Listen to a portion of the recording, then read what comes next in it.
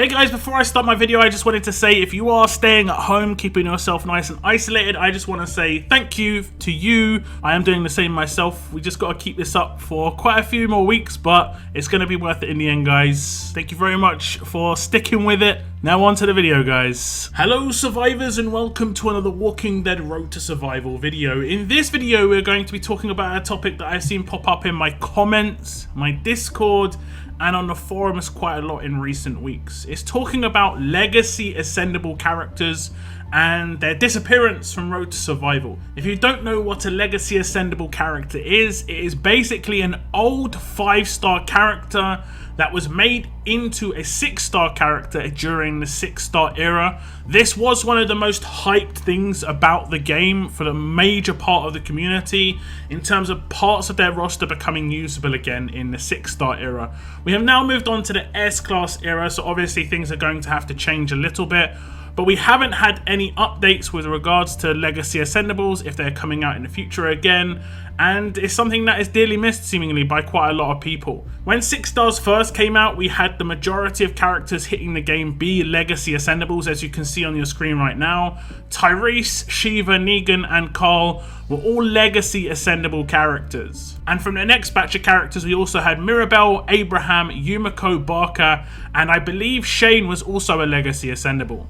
It progressed through the ages, and of course we went into Generation 2 6 stars, where we probably got one of the best Legacy Ascendables in Eric and also Donnie, both being leader characters, being able to enable a lot of people to use different characters on defense teams. Every single trait was represented by these two characters, with Eric being a tough and strong leader and Donnie being a fast and alert leader. We then also had the release of Rick, who was again a very good Ascendable character, and Douglas. Both of these characters seemingly still can be used in the S-class era in certain setups. They have their uses. They're definitely good enough for things like Survival Road at the very least. These were good characters. But this was pretty much the end of the good Ascendable characters. We then started getting characters that were kind of useless.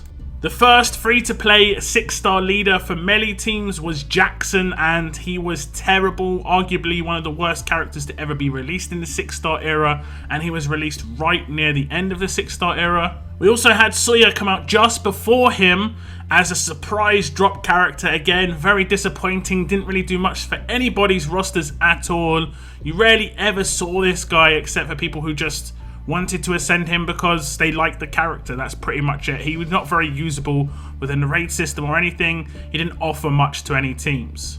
And then the first Legacy Ascendable to be released in the S-class era was Romanov, and as I said in my video when he was released, he was worse than Legacy Ascendable Governor, who was released over a year before, had worse overall stats, worse damage output, and Romanov was seen as a damage dealer. He pretty much was just seen as the specialist decap. That was all he was bringing to the game, but everything else was just leagues worse than characters that had come out before him as Generation 1 characters. After that, we had Herschel, Lee, and Magna released as Legacy Ascendables as well. Obviously with era, their powers massively reduced. Haven't seen too much usage from too many of these characters. I see the odd Magna on defense teams now and again, but Maggie was the very last Legacy Ascendable to be released, and this was a very long time ago. There have been 23 characters released since the last Legacy Ascendable, and she was released way back at the end of October 2019. So we're looking at nearly 5 months ago now, and we've not heard a peep since, unfortunately. Now in the S-class era and the power of these S-class characters coming out,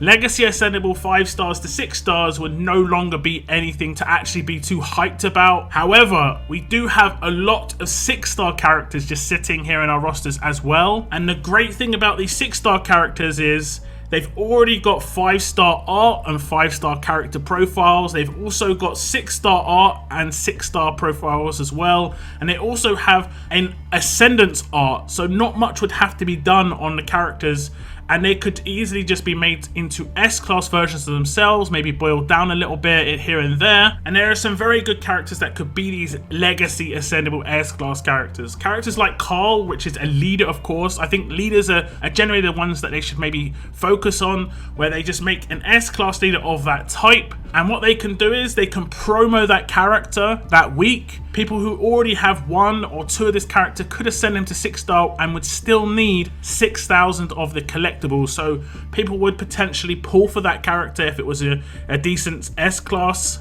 Now, the Russian actives could either be tweaked a little bit or remain the same. I would kind of have the feeling that I did with Legacy Ascendables, where they should remain fairly similar to what they were as 6-star characters if they were to become S-class characters. And there are definitely some other leaders in the mix as well. Harrison, Alice, Diego, Michelle, these characters that basically enable people to build new attack teams and to look at other S-class characters that are coming out in the future or ones that are out right now and say, yes, this character will work with my new attack leader that I've got. That'll be a good thing. So as I said before, I think the Legacy Ascendable S-Class characters could have exactly the same makeup in terms of how you get them as an S-Class character like you do the current promo S-Class characters, where you need to max out 2 5-stars into 6 stars, max out both of those 6 stars, and then get 6,000 collectibles. However, something that they could also do is make it so that the collection item, like the Eugene cards in this situation, but it could be just like a Legacy Ascendable card or star or something like that, and they could run a daily roadmap for 30 of those on the side, or they could even introduce something brand new. I'm trying to think outside the box in terms of making something more fun and something new to the game. Like other games have daily boss runs that you can do. You can do like a gauntlet style. You complete your gauntlet and you get 30 of the collection items. It takes a very long time to get through it, and then you could have your pick of your Legacy Ascendable characters. This would also make it so it's worthwhile them keeping on releasing Legacy Ascendables, because they'd make money on the promo wheels if people wanted to pull for them heavy. Or people could just, like currently how it works with the normal promos, they can grind it on the side. Definitely some cool ideas they could make with this. I do think they need to kind of fix how the museum works with the characters right now, because there's just so many S-Class characters in here. There definitely needs to be an S-Class building. I do nominate a workshop of something I just do not use at the moment, so get rid of a workshop, that'd be absolutely fine, and then make it an S-Class building of some kind. Maybe so we could trade S-Class collection items we don't want for others at maybe a reduced rate, but at least we'll be able to trade them. There definitely needs to be something that comes in to replace Velvet Cakes for a lot of people. I think one of the supply depots probably needs to have an update in there. There definitely needs to be something to just sort of push in a little bit more hype with the game. Currently, it's kind of getting stale. It's just promo after promo, bad event after bad event, and I'm just trying to really think of something. Like, one of the things that was very hype for a lot of people is events. They've kind of fallen off quite a bit recently, and one of the things that a lot of people thought of is really good is Legacy Ascendables. People looked forward to the potential of their characters becoming Legacy Ascendables. If they had one, they would level them up, hype them up. Obviously, a lot of the characters that did become Legacy Ascendables would be quite a big letdown. However, in the S-Class era, because you'd have to grind out a lot of collection items on as well, potential for selling those collection items would hopefully make that character better. That's generally how it works for Scopely, in terms of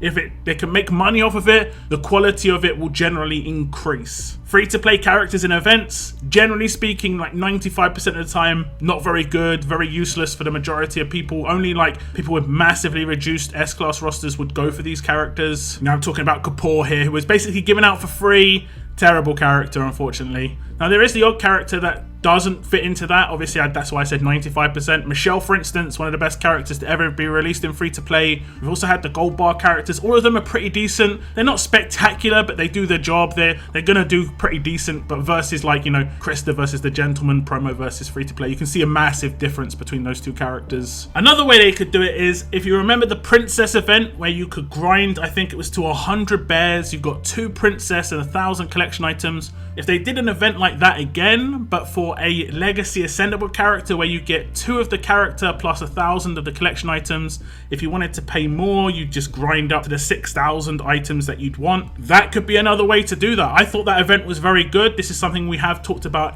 like religiously pretty much for 2.5 years. I've said this on my channel. When a good event comes out and the community seems to like it, Scopely even probably make money from this event, They never reuse a successful event. They always go to something new, and then if an event comes out that's terrible, for instance, the current Whisperers event is probably the worst event I've ever experienced in the game, and that's saying something. That's comparing it to Negan heads. Like, the Negan head was dead at the end of the event, if you remember that one. It was good up until right at the end. This one is terrible from the get-go. So definitely look at the past events that made money, look at the past events that got decent feedback, and just reuse those events. If it was successful, why not? But those are my thoughts on this current topic, guys. Just because I've seen a lot of people talk about this, do give me your thoughts on Legacy potential Ascendable S-Class character.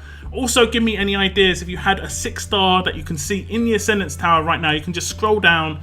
Any 6 stars in here that are not S-Class characters already. Are there any that stick out there like, yeah, this would be a great S-Class character? Do tell me which ones and why. I think the ones that are best to go for first are the leaders, just to enable people to use more characters. That's just my idea. But there are obviously some other characters in here that people are fan favorites of, that sort of thing. So feel free to leave a comment just saying which character you want to see. That is the end of my video. Thank you very much for tuning in. And as always, keep on surviving, guys. Keep on surviving.